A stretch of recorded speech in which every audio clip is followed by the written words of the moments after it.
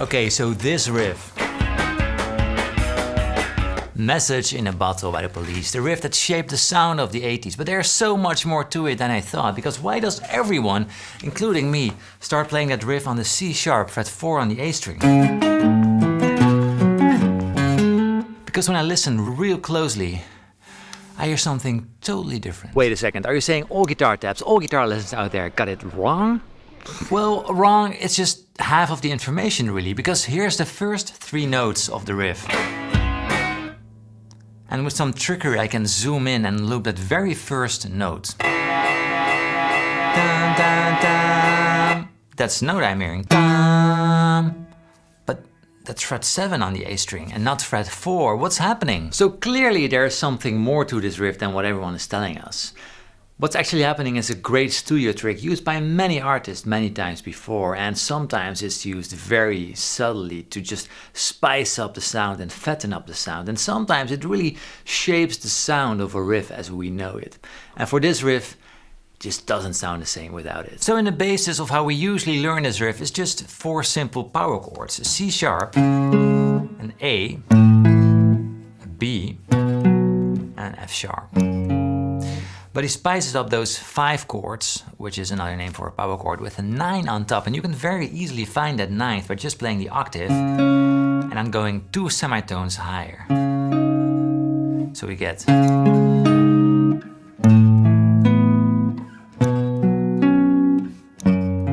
So now it's sus2 chords, neutral chords, not major, not minor. And if you play it with that iconic rhythm we all love and that breaks the finger of many beginner guitarists, it sounds like this.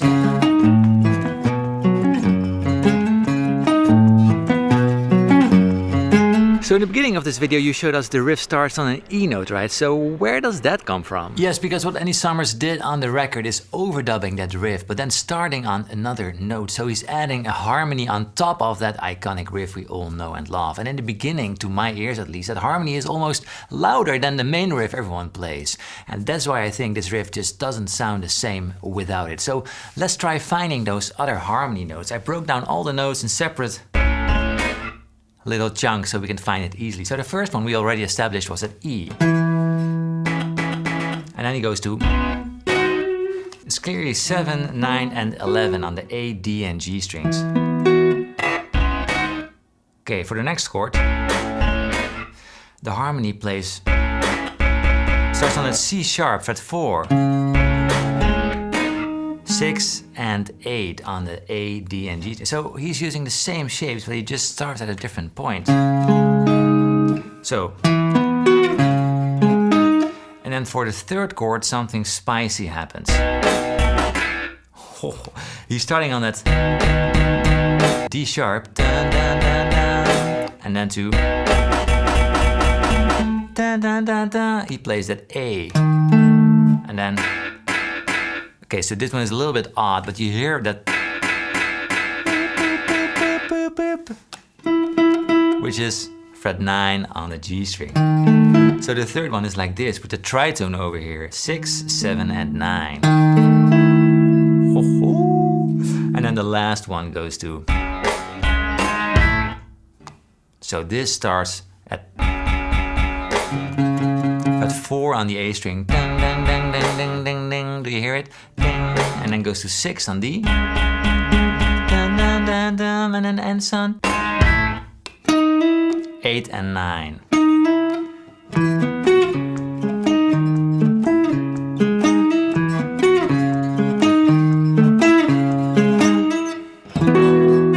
Which is a very cool riff.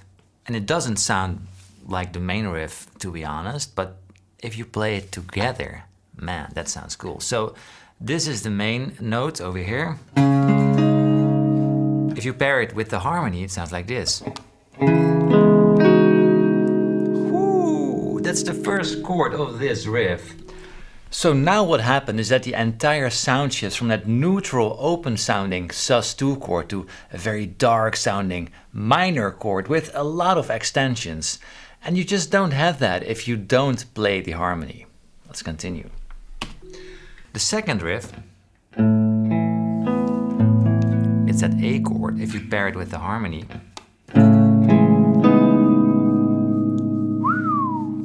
third one goes like this.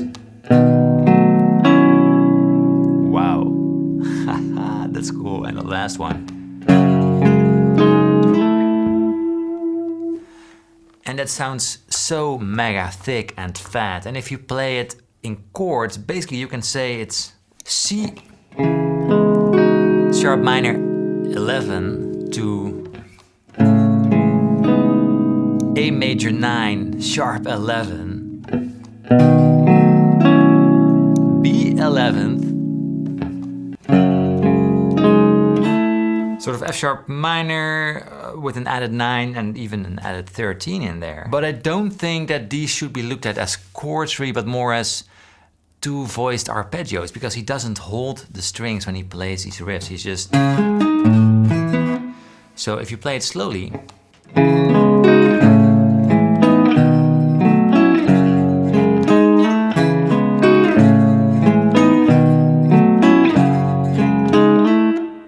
that is very cool. A little faster.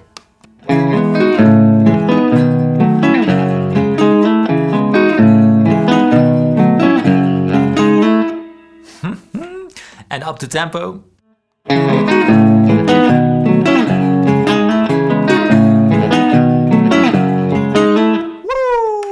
So now I'd love to hear from you. Did you ever notice that harmony being so present in the riff? I'd love to hear your thoughts about it. Please let them know in the comment section. And of course, a gentle thumbs up would work as well. If you really want to listen closely, it's going more out of the right speaker than of the left, and especially in the intro you can hear it very clearly.